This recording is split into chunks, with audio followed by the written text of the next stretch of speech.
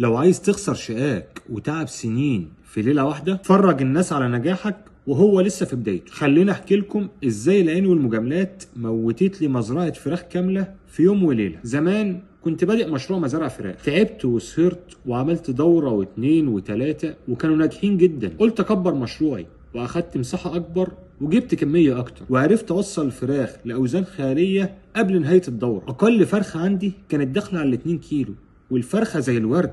جيراني ومعارفي عرفوا وبدأت نبرة يا بختك يا عم، مش هتجيب لنا فرختين هدية بقى؟ وبدل ما داري على شمعتي بدأت أوزع هدايا وجامل ووري للناس نجاحي. وخلاص كلمت التجار واتفقت معاهم وبكرة هبيع الدورة. وفجأة الفراخ بدأت تموت ورا بعضها من غير سبب طبي واضح. خسرت كل شيء في لحظة، والمشروع اللي كان هيقلب حياتي دفنته بإيدي. غلطتي كانت حاجتين: الأولى إني ما بعتش البيزنس على المجاملات، والتانية إني نسيت إن الاستعانة على قضاء الحوائج بالكتمان أصل التجارة. البيزنس هيبة وخصوصية، مش منظرة وهدايا. داري على شمعتك تقيد وافصل جيبك عن مجاملاتك. لو عايز تتعلم من غلطاتي وتربح بوعي، اشترك دلوقتي وخليك تقيل.